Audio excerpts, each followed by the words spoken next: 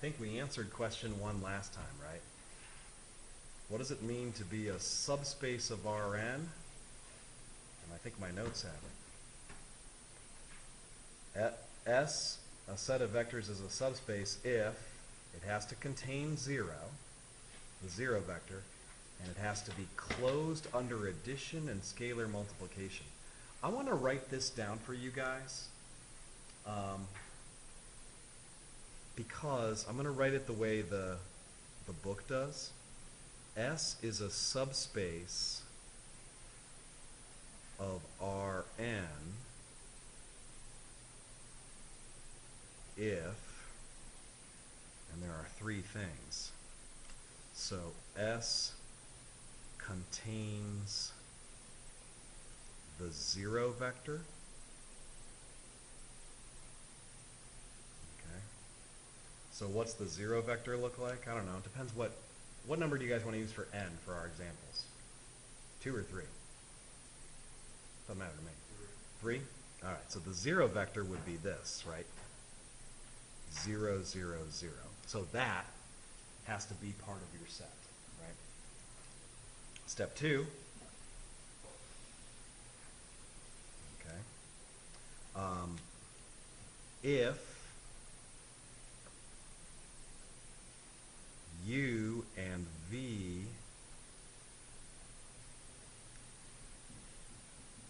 are elements of S, so that little E, that funny E, means these guys live in S, is an element of the set S, then U plus V, the sum has to also be in S, okay? This is what I called, I said S is, and you were looking for the word, Tyler, closed under addition.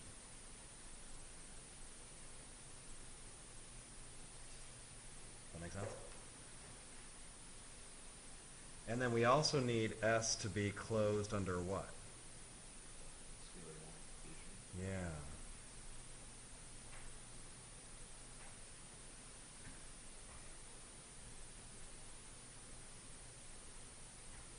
So let me write that one out. I could say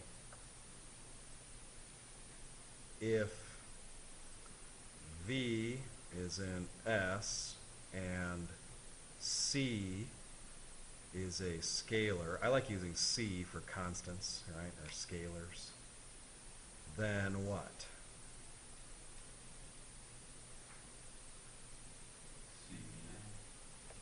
C times V has to also be in S. And then if you have a set where all 3 of those things work, then it's called a subspace. Right? So that's what we really need to do. Actually, this is kind of telling you how to do number 2. Okay. So, I mean, I guess, let's do number 2. It's kind of a nice exercise. In this section, it says that a matrix A has n columns. We define the null space of A to be this set. A set of vectors such that A times x is 0. Show that the null space of A is a subspace. All right. So, I'm going to use as an example my favorite matrix. Because you guys said you guys told me that you want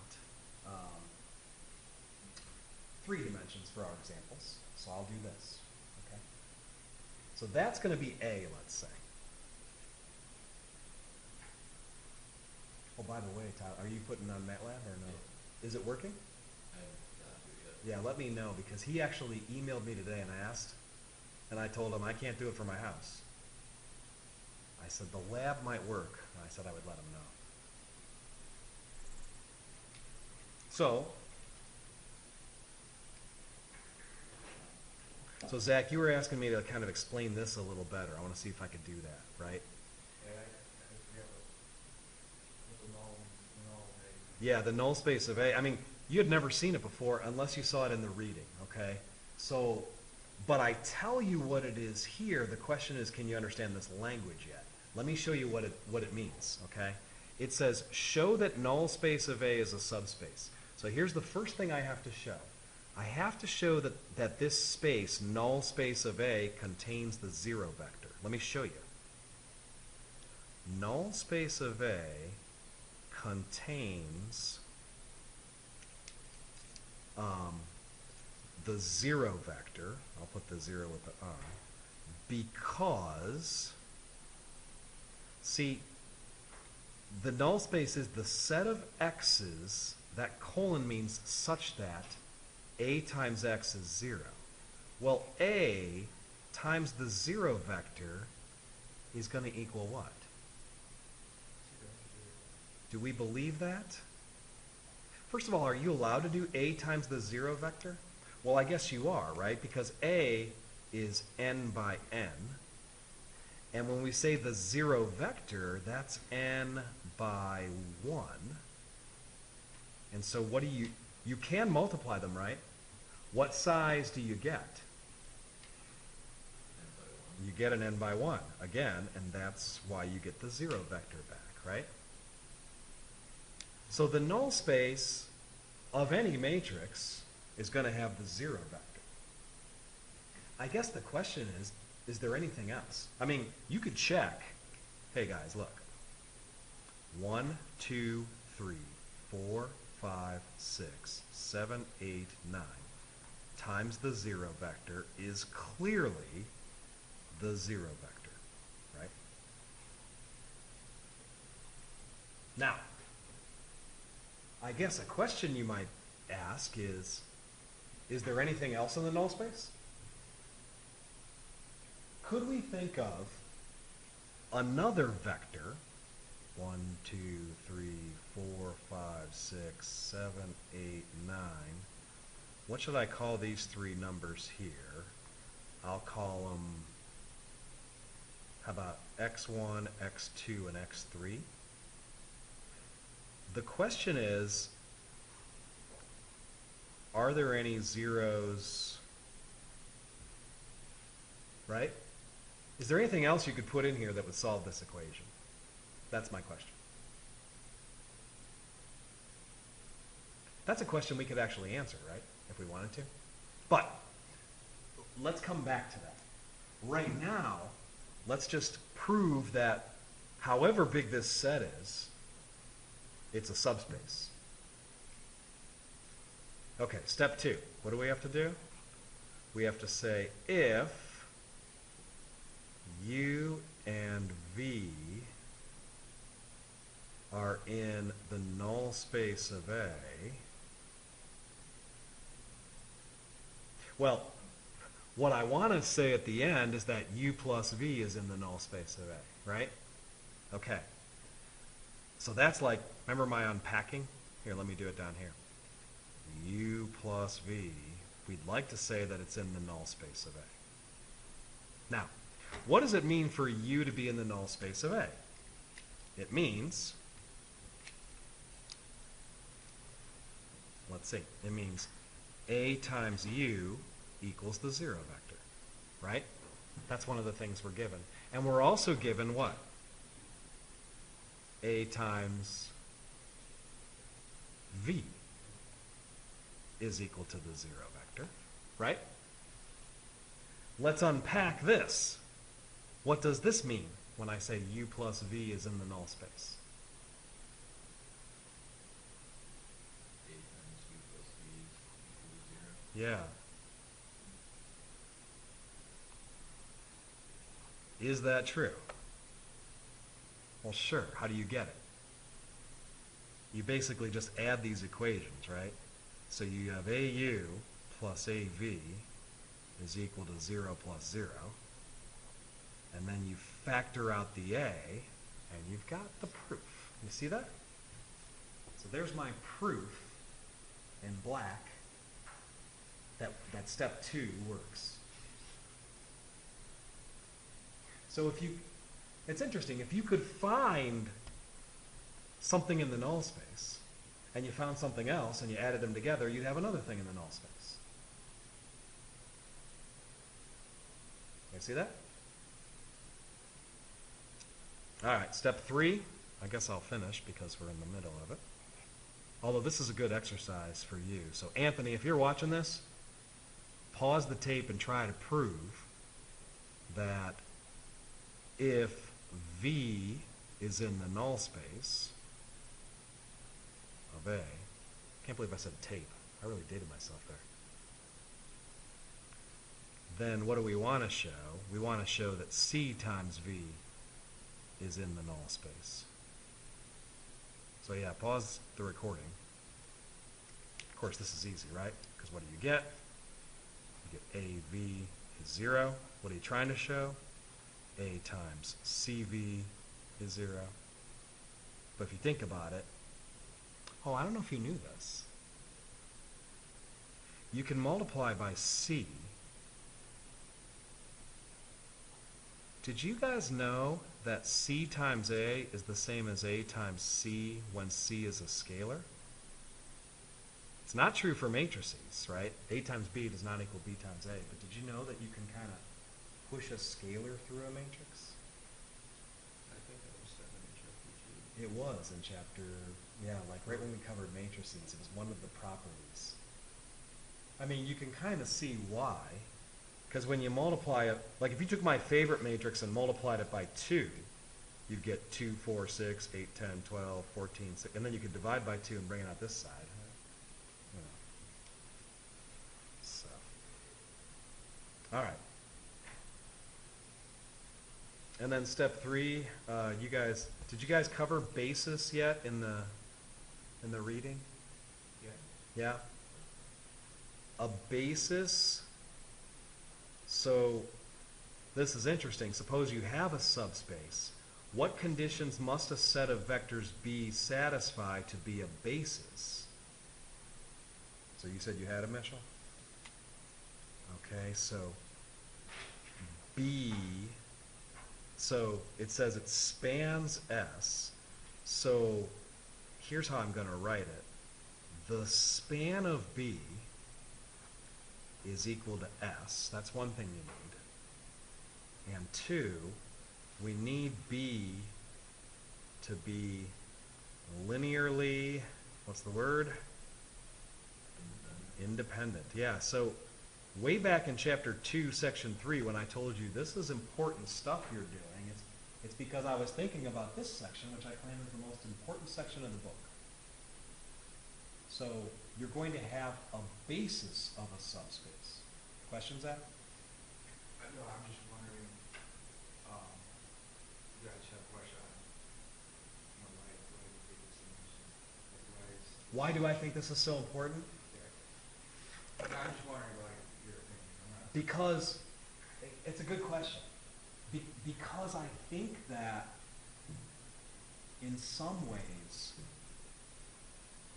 most of the course kind of gets summed up in this section. I mean, I almost feel like this is a section worthy of multiple days. Matter of fact, I think when I learned linear algebra, I'm not sure that they had span and linear independence earlier like you guys got it. It's kind of all at once, you know. But this idea of what it means to be a basis, see, basically the reason we study linear algebra at this point in your math career is to get you ready for lots of other courses you might take. And what we're going to learn is this.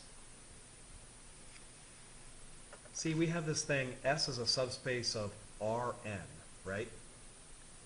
We're working in a world called Rn, but it turns out you don't have to use Rn. You can use lots of other mathematical spaces, I'm going to say.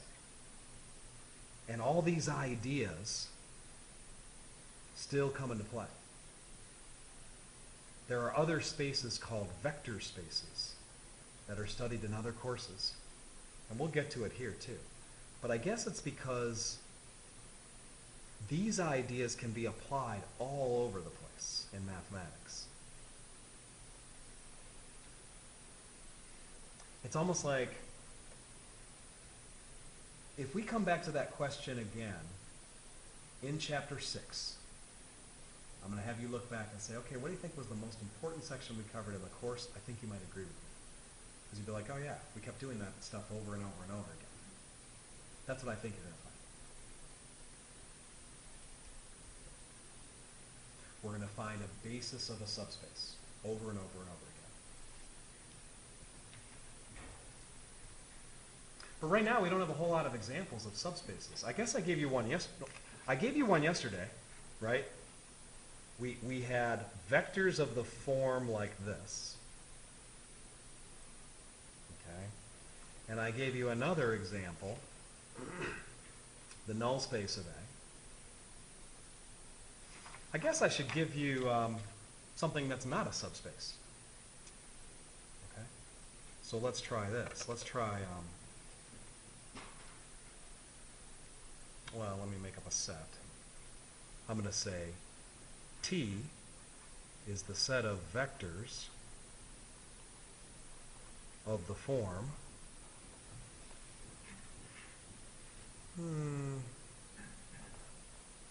A, B, 1.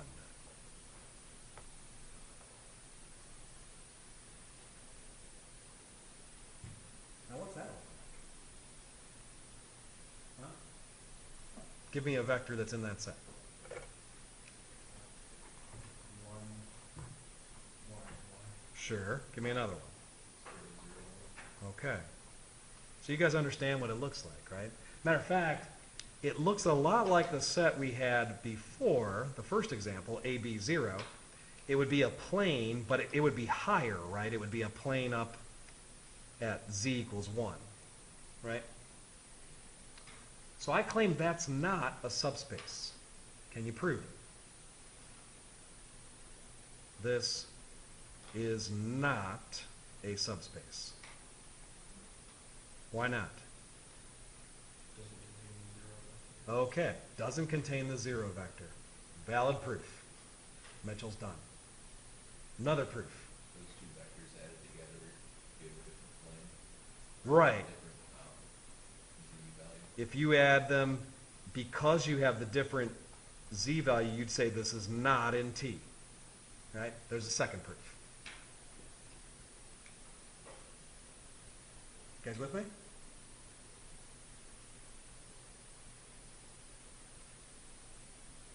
Okay, so there's a couple of ideas.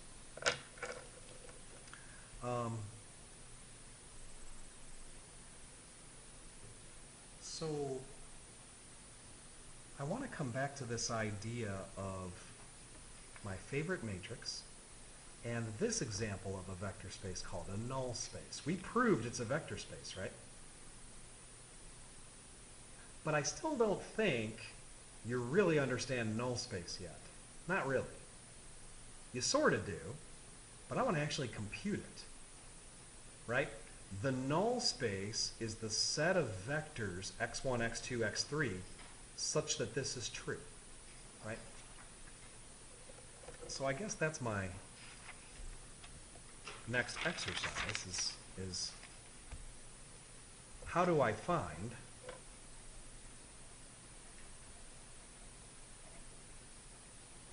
the null space of a matrix? So the null space of, yeah, let's do that one. 1, 2, 3, 4, 5, 6, 7, 8, 9. Do you guys have ideas?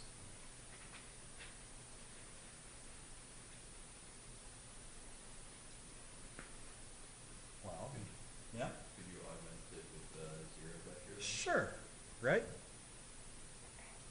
Basically, just have to solve this system, which, like you said, we can augment it with the 0,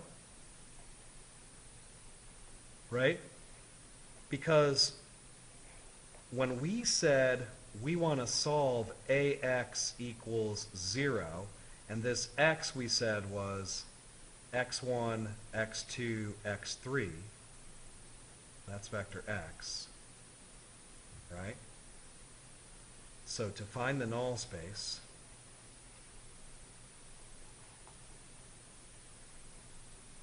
what you do is you solve ax equals 0.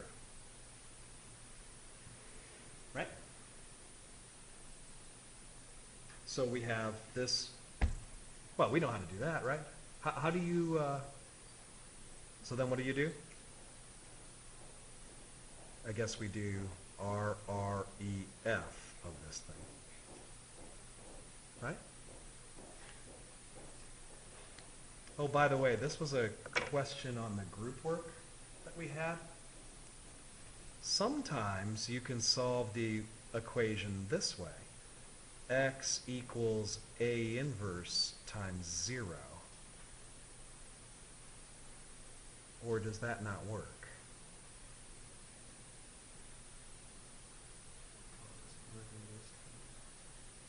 Why not? Because that matrix doesn't have numbers. Okay, so this matrix doesn't have an inverse, right? That was the point of the group work you guys did. Where was the... Remember we had the back, was question 4? I'll find that again. Yeah. I saved a copy for James, right? Oh, but we weren't finding the null space. We were just solving, setting it equal to 1, 2, 3. I said, can you solve by computing the A inverse? The answer is no. Can you solve the matrix equation using other techniques? That answer is what? Yes. Yes. And all you'd have to do is what Tyler proposed. You'd have to just do this, but put a 1, 2, 3 here.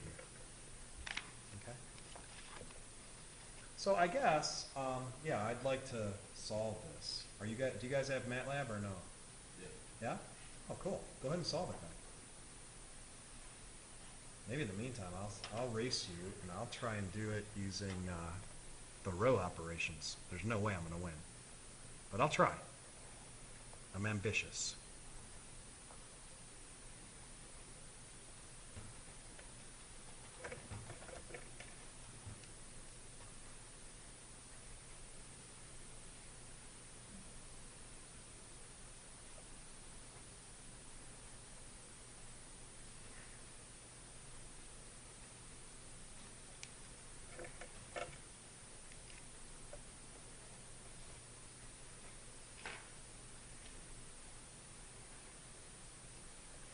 Tell me if you have it, guys.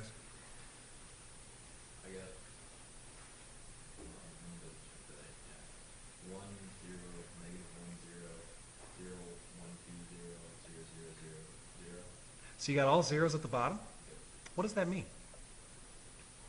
We have a free variable. Yes. Which means what? It's linearly independent. Okay. I'm gonna caution you on the use of those words because the first word you used was its, and I want to know what you're talking about if we're going to use those words. So I'll come back to the idea of what it means about linear dependence or linear independence. You're right, it does mean something with those words, but I think we're not quite ready to use those yet. Yeah, I was still struggling. -21 plus, oh, it's -12. Yeah, so then, see, if I do 2 row 2 plus row 3 is the new row 3, I get what you guys had pretty much, right? So I get 1, 2, 3, 0, 0, and then I could even do, you know, -1/3 row 2 is the new row 2. So the bottom row is all zeros, and this becomes a 1 and a 2, right? And maybe they cleared out this variable next. I don't know. You have something like that? Yeah. Okay. So what does this mean? Well, this means there are infinitely many solutions, right? So this is where you say, okay, we're going to set x3 equal to t, right? And then we do back substitution. So the second equation says x2 plus 2t is equal to 0. So that means that x2 is equal to negative 2t. Right? And then the top equation would say x1 plus 2x2 plus 3x3 is 0, but we can substitute x1 plus, since x2 is negative 2t, I can throw that in for x2. And since x3 is t, I can throw that in there. Equals 0. So x minus 4t plus 3t is 0. So you get x1 is equal to t. So there's a lot of work. But basically, what did this all prove? This proved that the null space vectors, they need the x1 to equal t, the x2 to be negative 2t, and the x3 is t. Okay? So the null space vectors look like this. My x's look like this. Okay? So I could say the null space of A is equal to the set of x's such that x equals t, negative 2t, t, for some scalar t. And by the way, it's interesting because I've been saying scalar. I guess usually what kind of numbers do we use for scalars? I don't know, you pick, right? Real numbers.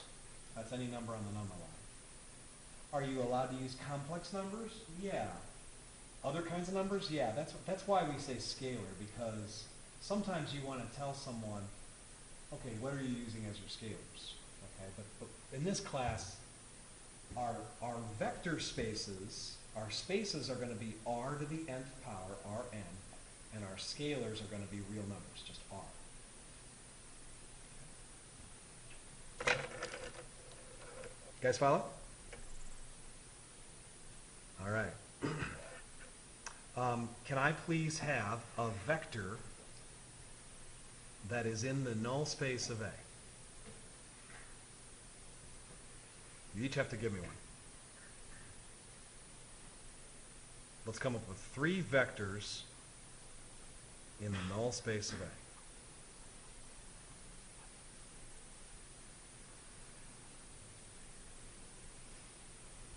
0, 0, 0. Nice job.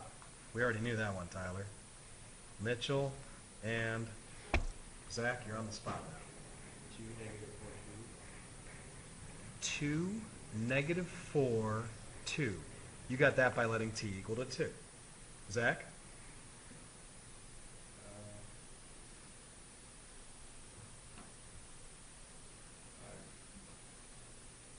2. Well, do you see how Mitchell got his? No. Okay. Explain it again. Mitchell, how'd you get that? If you set t equal to 2, then, well, t equals 2, and then negative 2 times 2 is negative 4, and then t equals 2. Okay, gotcha. And actually, let me check it. Let me check his work. So we could check it by doing this. We could say, let's do 1, 2, 3, 4, 5, 6, 7, 8, 9, and let's multiply by 2, negative 4, 2. I'm going to work it out by hand because I think it's actually instructive. So how do you do this by hand very quickly? You do 2 times the first column, right? 1, 4, 7. Minus 4 times the next column, which is 2, 5, 8. And then plus 2 times the last column, which is 3, 6, 9. Okay?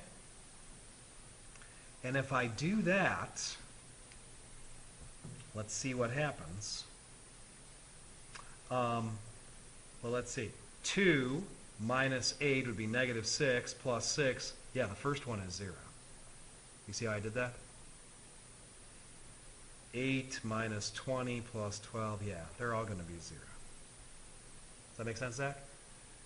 All right, give me another one then.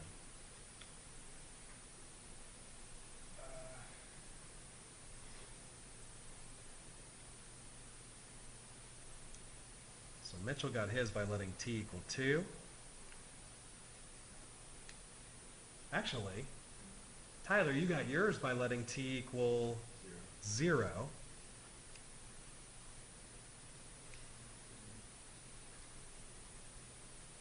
So give me a value for t, Zach. Anything you want. Sure. Any real number will work. So if t is 1, what does this vector become? 1, negative 2, 1. Yes. And you could try it. Look, if I do 1 minus 4 plus 3, I get 0. It works. Basically, by doing all this algebra, this back substitution, once we did the RREF, we proved that any solution of the equation ax equals 0 has to look like this. Right? So I can really say the null space of A is the set of all x's that look like this. Does that make sense to you guys?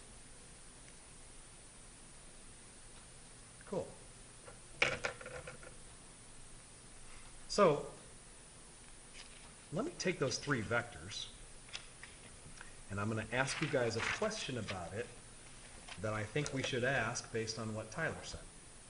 All right, so here's my 3 vectors. V1 I'm going to call 0, 0, 0. V2 I'm going to call negative, no, it was 2, negative 4, 2, yeah. Actually, I should really call this one V0, because we let t equal 0 for that. V2 will be this, and let me call the next one V1. V1 was the one that Zach gave me. 1, negative 2, 1.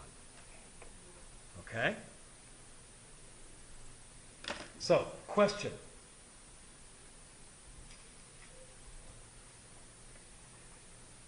Is the set V0, V1, V2, is that set of vectors linearly independent?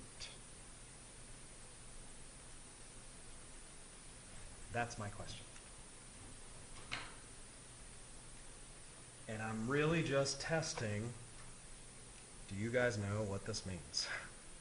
And it's been a while, and it's a really important topic. It keeps coming back over and over and over. Yes. I don't know. I actually don't, well, I actually do know, I must confess. But I don't think you guys should know yet unless you know exactly what this means, linearly independent. There's an equation involved. Do you know what the equation would be that we have to analyze? A linear combination of the vectors. That's right. So the answer is these vectors are linearly independent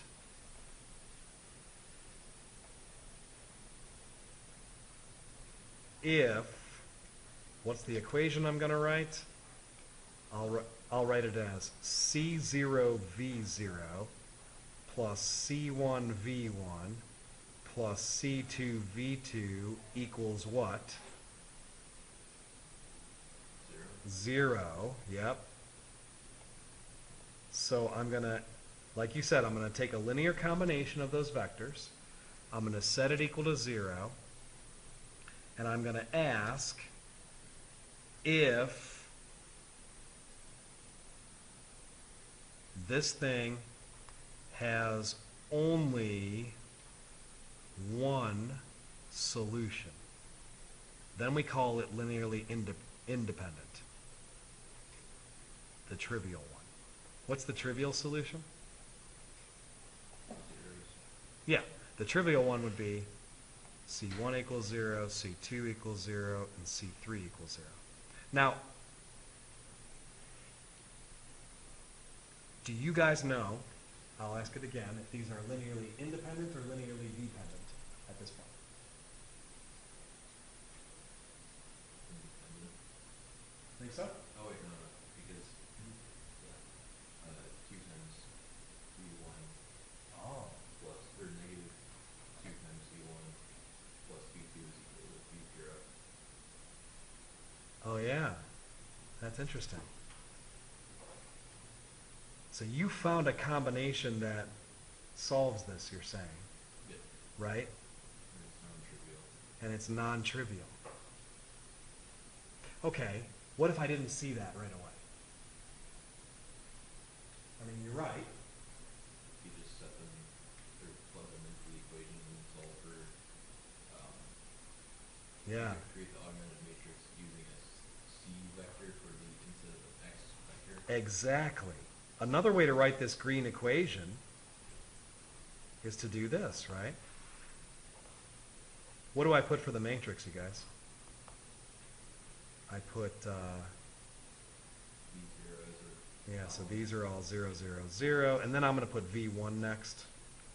1, negative 2, 1, and then I'll put 2, negative 4, 2, and then I'll reduce row echelon form. And when I do, I have a question. Do you guys think I would get any free variables?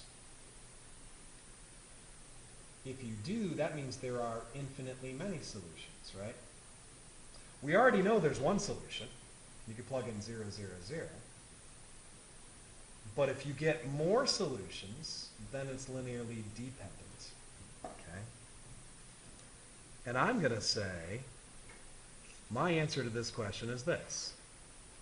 Is this set linearly independent? I'm going to say no.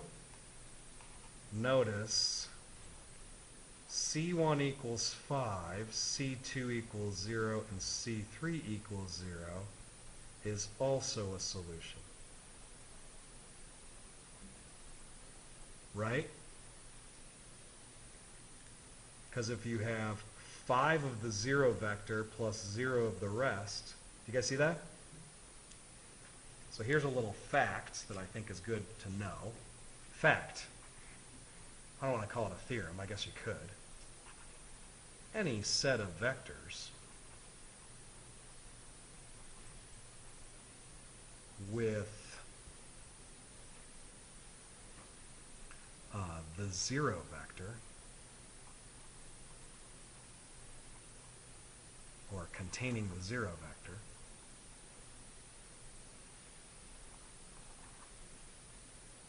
must be linearly dependent. Do you guys understand why, based on what I just did?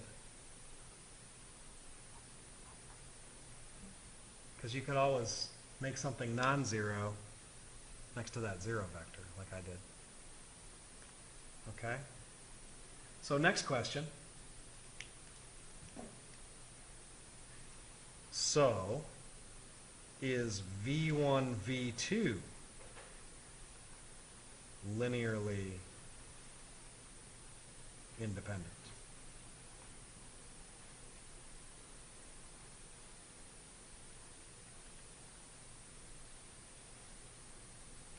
Well, what's the equation?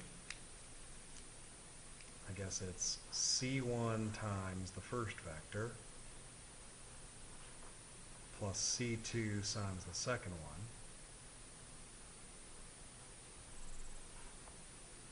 equals the 0 vector. Does this have any non-trivial solutions? We know that 0, 0 is a solution. And Tyler says yes. C1 negative 2. Makes C1 equal to negative 2 and C2 equal to 1. Right? So the answer to this is no. It's linearly dependent, right? Guys with me? Why am I doing all this? I'll show you why. Way back on the quiz, I said, suppose you have a subspace. What conditions must a set of vectors satisfy to be a basis? Well, number two, a basis has to be linearly independent. You guys found me 3 vectors that give me the null space. Well, that are in the null space anyways, right?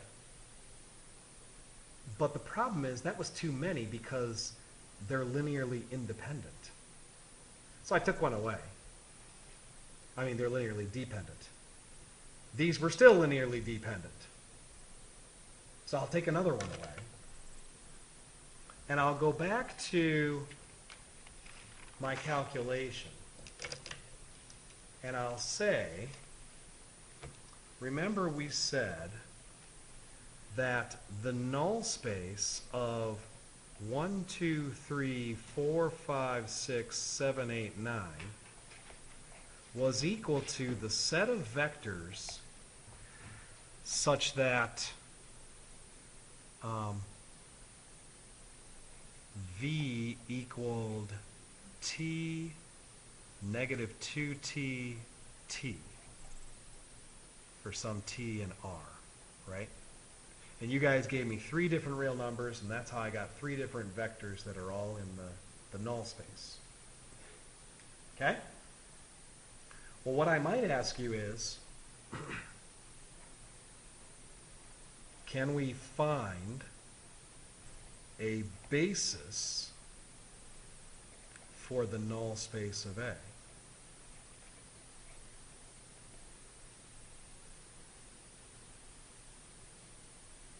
I'll call it B. Well, the answer is, just give me one vector. How about the one that Zach gave me? 1, negative 2, 1.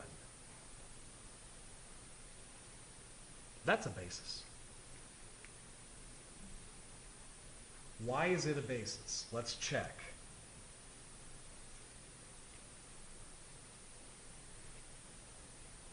Is the span of B equal to the null space of A? That's the first thing I have to check.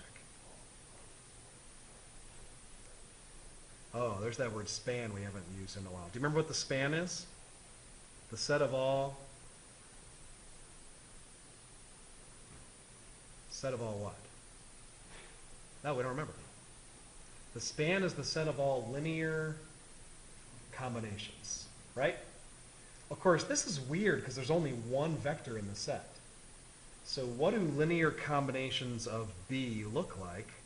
I guess they look like a constant times 1, negative 2, 1, right? Well, that equals C, negative 2C, C.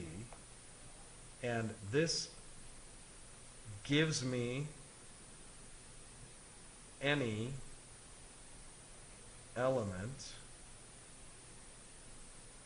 in the null space of A, right? Matter of fact, that's what I basically had this. I just used T instead of C. Zach? So if you, let's say you made B just 0, 0, 0, just Yeah. and that's still being null. So that's interesting. 0, 0, 0 is in the null space of A, but we cannot use this vector as a basis. Why not?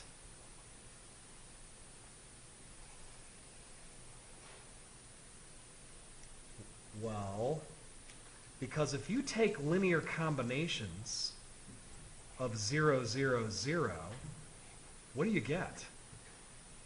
Oh, sorry. Yeah, you get back the 0 vector. you don't get the other vectors. It doesn't span the null space. That's a good example. Could we use the other vector we had? Could I use as a basis this, 2, -4, 2? Could I use that as a basis?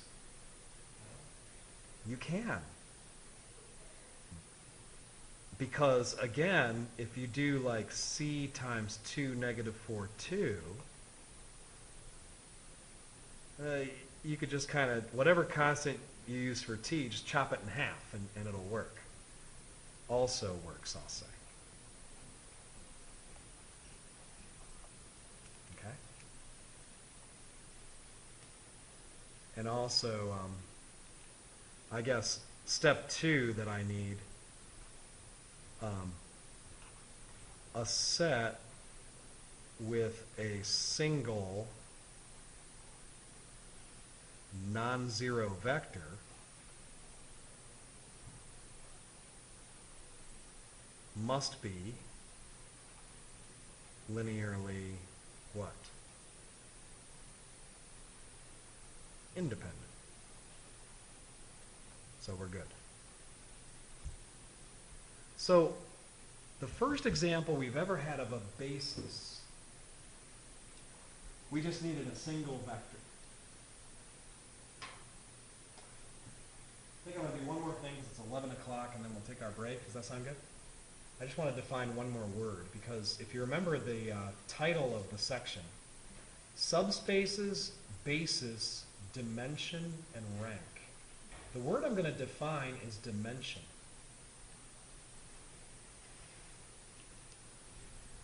So here's what I'm going to say. The dimension of a subspace is the number of vectors in any basis of that subspace.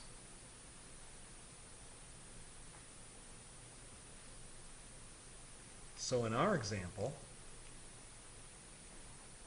the dimension of the null space of A is equal to what?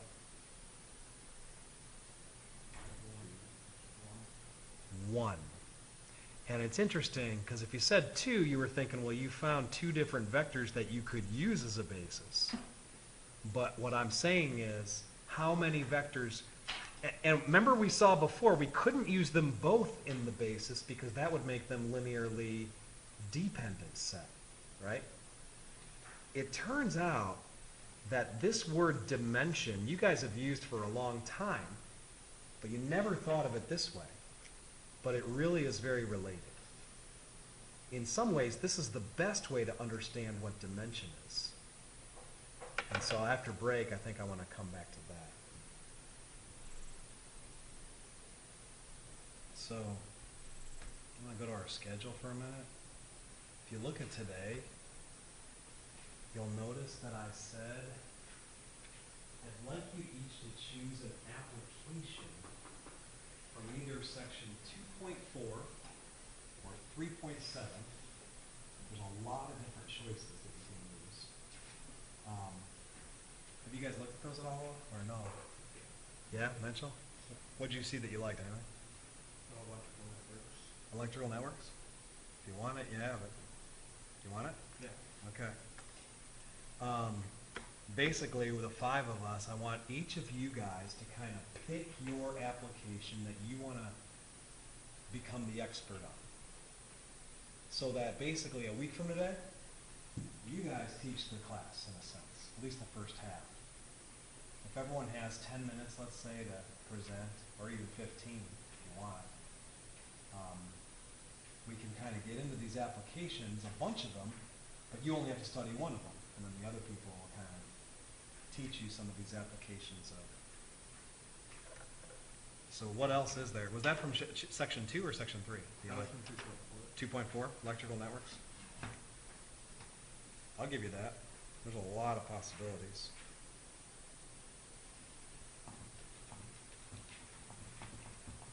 But anyways, at some point, take a look through those, and as you let me know, I can write them down. The other thing you guys will notice is that Tuesday, there's a lot of homework again, but that's because this is a pretty involved section, right? Today there are only 3 problems. I'm going to go over one of them since Tyler asked me to do it. But yeah, I think you guys will like the projects. People usually do. Basically, the way the project works, there's some reading you should do, and then there's some homework problems, and you kind of just pick some and do them. And maybe what you do in class is demonstrate 1 or 2 of them. You don't have to demonstrate everything you do, but maybe 1 or 2 of them. So the project's worth 20 points, so not as much as a test, but a lot more than a normal homework assignment, right? So you have a week to get those done.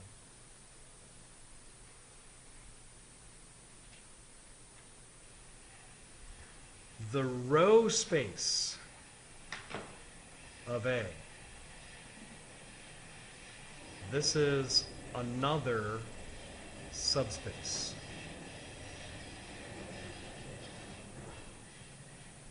Associated with a matrix.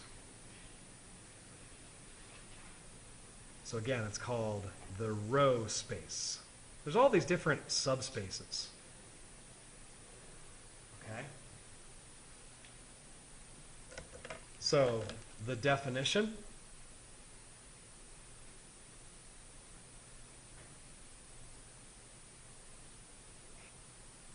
Row space of A is equal to the span of the rows of A.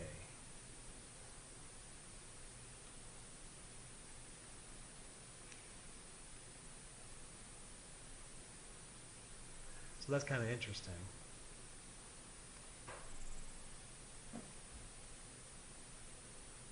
So here's a question that, well, no, we'll do that next time.